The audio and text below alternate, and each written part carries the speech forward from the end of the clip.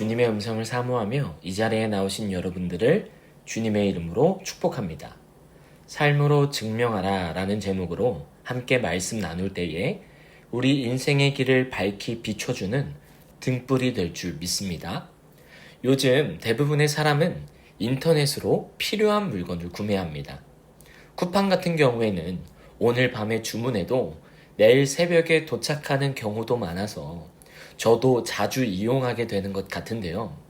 여러분들은 인터넷에서 물건을 사실 때 무엇을 가장 먼저 보시나요? 예전에는 제품의 내용이나 스펙을 먼저 살펴봤다면 요즘에는 워낙 가짜 광고들이 많아서 실제 물건을 구매한 사람들의 후기나 리뷰를 보며 제품을 고르는 추세인 것 같습니다. 직접 써보니 정말 좋습니다. 이거 사기예요. 광고랑 달라요. 이런 솔직한 후기 하나가 구매를 결정하는 중요한 역할을 하게 되는 것이죠. 아무리 포장이 그럴듯해도 실제 사용자의 진솔한 경험담만큼 강력한 것은 없기 때문입니다. 우리의 신앙도 마찬가지인 것 같습니다. 우리가 전하는 복음, 우리가 고백하는 믿음도 결국 우리의 삶이라는 후기와 리뷰로 증명됩니다. 오늘 본문은 사도 바울이 데살로니가 성도들에게 보낸 편지인데요. 그런데 이 편지는 단순한 안부 인사가 아니라 바울과 그의 동역자들이 얼마나 진실하게 그들을 섬겼는지, 그들의 믿음이 삶으로 어떻게 증명되었는지를 보여주는 생생한 신앙 간증문과도 같습니다. 그렇다면 오늘 본문이 우리에게 주는 영적인 교훈은 무엇일까요? 첫 번째는 사람이 아닌 하나님께 하라는 것입니다. 본문 4절입니다.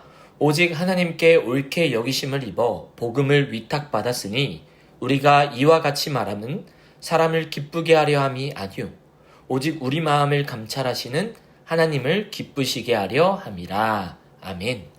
바울은 복음을 전할 때 사람들의 인정이나 칭찬, 인기에 연연하지 않았다라고 단호하게 말합니다.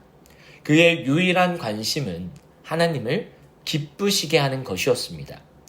바울이 데살로니가에 오기 전 빌립보에서 어떤 일을 겪었을까요? 본문 2절입니다. 너희가 아는 바와 같이 우리가 먼저 빌립보에서 고난과 능욕을 당하였으나 우리 하나님을 힘입어 많은 싸움 중에 하나님의 복음을 너희에게 전하였노라. 아멘. 그는 복음을 전하다 모진 고난과 능욕을 당했습니다. 그런 일을 겪었으면 이제는 좀 위축되고 조용하게 은밀히 사역할 법도 한데 바울은 정반대였습니다. 그는 오히려 더 담담하게 하나님의 복음을 전했다는 것이죠. 이는 사람들의 시선이 두려웠다면 결코 할 수 없는 행동이었습니다. 오늘 바울처럼 우리의 신앙생활에 있어서 사람을 의식하지 않고 하나님만 바라보며 행동하는 것이 쉬울까요? 물론 우리의 마음이나 생각은 하나님만 바라봐야지 이렇게 하지만 결국 제일 먼저 느껴지는 것은 사람들의 시선과 평가이기 때문에 굉장히 어려운 일입니다. 그러나 사람들의 시선이나 평가를 의식하기 시작하면 우리의 신앙이나 헌신, 하나님 앞에 드려지는 일들이 조금씩 오염되고 왜곡될 수 있다는 것이죠.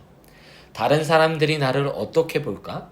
또 어떻게 평가할까? 전전긍긍하며 신앙생활이 점점 겉으로 드러나는 일에 집중되기 시작합니다. 마치 무대 위에 선 배우처럼 사람들이 박수 쳐줄 때만 열심히 하고 아무도 보지 않는 곳에서는 식어 있는 두 모습의 신앙이 나타날 수 있다는 것이죠. 오늘 우리의 신앙은 누구를 향해 있습니까? 우리는 종종 사람들의 시선이라는 무서운 감옥에 갇혀 살아갈 때가 많이 있습니다. 그러나 우리의 마음을 감찰하시는 분, 우리의 삶을 평가하시는 진짜 관객은 오직 하나님 한 분뿐이십니다. 하나님이라는 관객 앞에서 살아가는 사람은 삶이 달라질 수밖에 없습니다. 아무도 보지 않는 곳에서도 무릎 꿇고 기도하며 오른손이 하는 일을 왼손이 모르도록 이웃을 섬기고 또 손해를 보더라도 정직과 진실을 선택합니다. 왜냐하면 사람의 인정이 아니라 하나님의 옳다 하심이 가장 큰 기쁨이요 상급임을 알기 때문입니다. 그러므로 오늘 하루 사람들의 평가에 흔들리는 인생이 아니라 오직 하나님의 시선 앞에서 진실하게 살아가는 저와 여러분들이 되기를 주님의 이름으로 축복합니다. 두 번째는 하나님을 기쁘시게 하는 삶은 사랑의 수고로 나타난다는 것입니다. 바울은 하나님 앞에서 진실했을 뿐만 아니라 성도들을 대할 때는 한없이 부드럽고 따뜻했습니다. 7절과 8절을 읽겠습니다. 우리는 그리스도의 사도로서 마땅히 권위를 주장할 수 있으나 도리어 너희 가운데서 유순한 자가 되어 유모가 자기 자녀를 기름과 같이 하였으니 우리가 이같이 너희를 사모하여 하나님의 복음뿐 아니라 우리의 목숨까지도 너희에게 주기를 기뻐함은 너희가 우리의 사랑하는 자 됨이라. 아멘. 제가 맨 처음 이 말씀을 읽었을 때 무슨 말인지 쉽게 읽혀지지가 않더라고요. 그래서 새번역 성경으로 다시 읽어보겠습니다. 물론 우리는 그리스도의 사도로서 권위를 주장할 수도 있었습니다. 그러나 우리는 여러분 가운데서 마치 어머니가 자기 자녀를 돌보듯이 유순하게 처신하였습니다. 우리는 이처럼 여러분을 사모하여 여러분에게 하나님의 복음을 나누어 줄 뿐만 아니라 우리 목숨까지도 기쁘게 내줄 생각이었습니다. 그것은 여러분이 우리에게 사랑을 받는 사람이 되었기 때문입니다. 아멘. 이 말씀을 한마디로 하면 바울은 데살로니가 교회 성도들을 너무나도 사랑했기에 자신의 권리를 주장하기보다는 그들을 자기가 낳은 자녀처럼 아낌없이 사랑했다는 말입니다. 그래서 바울은 자신의 태도를 7절에서는 어머니로 또 11절에서는 아버지로 비유합니다. 여러분들은 부모님의 사랑하면 어떤 이미지가 떠오르십니까? 저는 계산하지 않고 모든 것을 쏟아붓는 헌신적인 사랑이 떠오릅니다. 바울은 그렇게 성도들을 아낌없이 사랑했음을 고백합니다. 밤낮으로 일하며 아무에게도 폐를 끼치지 않았고 그들의 믿음이 자라도록 한 사람 한 사람 권면하며 끝까지 붙들었다는 것이죠. 이것은 결코 의무감이나 사명감만으로는 할 수 없는 일입니다. 영혼을 향한 뜨거운 사랑이 있었기에 가능한 사랑의 수고였습니다. 자신의 평생을 노숙인들을 위해 헌신하신 목사님이 계셨습니다. 인터뷰를 진행하면서 목사님에게 이런 질문을 드렸습니다. 목사님, 힘들고 더러운 분들을 씻기고 먹이시는 일이 지겹거나 후회된 적은 없으신가요? 그러자 목사님께서는 환하게 웃으시며 이렇게 대답했습니다. 자식을 키우는 부모가 아이 똥기저귀를 갈아주면서 힘들다고 불평만 하면 어떻게 아이를 키우겠어요? 사랑하니까 그냥 하는 거지요. 저에게는 이분들이 다 하나님이 맡겨주신 자식 같아요. 오늘 본문 속 바울이나 이 목사님 모두 자신의 권리나 욕심을 내세우는 게 아니라 목숨까지 내어줄 정도로 섬길 수 있었던 것은 사랑이 있었기 때문입니다. 여러분, 이 사랑이 하나님의 일을 감당케 하는 것이며 사랑이 하나님 나라를 세워가는 것입니다. 그래서 진정한 믿음은 말이 아니라 사랑의 수고로, 삶의 헌신으로 증명하는 것이죠. 오늘 우리에게도 맡겨주신 영혼들이 있습니다. 내 가족, 내 자녀, 우리 교회 학교 아이들, 우리 속회나 교구 식구들일 수 있습니다.